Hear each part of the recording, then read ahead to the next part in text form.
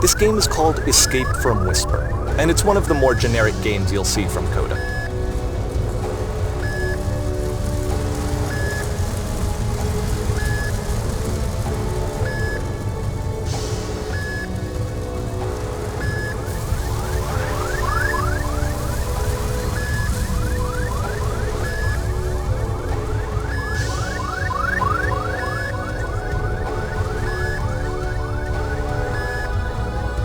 Security call breached. Hostile alien life form inbound. It kinda looks like this game was abandoned mid-development. For instance, you have this gun, which you'd think would indicate that there are supposed to be monsters or enemies somewhere, but then clearly there are no enemies anywhere. You can't even reload the gun when you run out of bullets. But ultimately we don't really know. Maybe Coda thought that actually it was complete the way that it is. And I think that we should talk about his games for what they are, rather than for what they're not. Enemy force neutralized. Begin shield evacuation. I love how you can see the bottom of the universe from this room.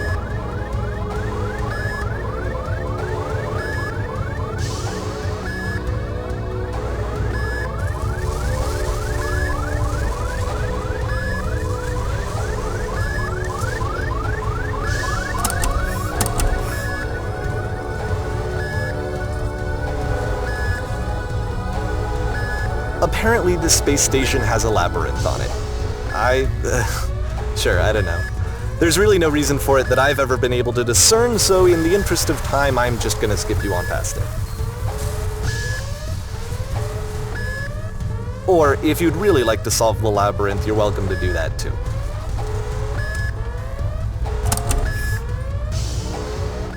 Okay, this is the part that's interesting. The game has this narrative about the Whisper machine and how it has to be turned off, and then you get to the engine room.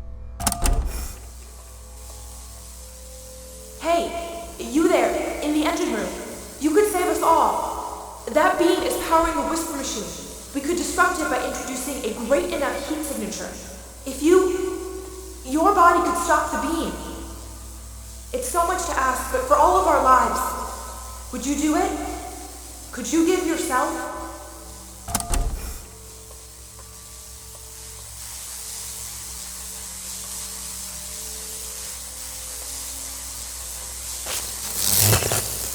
Let me pause here for a second. What you just experienced, stepping into the beam and then dying, is probably what Coda had initially intended when he was developing this level. But when he first compiles and plays it, something goes wrong. There's a bug somewhere, and this is what happens instead.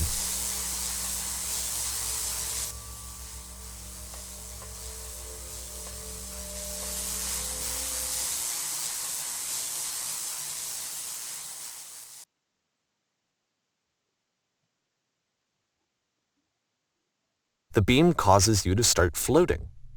And this is an important moment for him. Because yes, this is technically a glitch, but Coda identifies something human about it, like how small it makes you feel in the face of this larger chaotic system. Or this floating could be the afterlife, a peaceful place, juxtaposed against all of the hysteria that you've just had to traverse.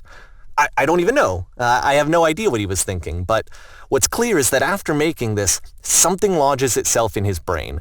He wants to do more of these really weird and experimental designs. So he stops work on this and moves on to a stream of tiny little games that go in all sorts of directions.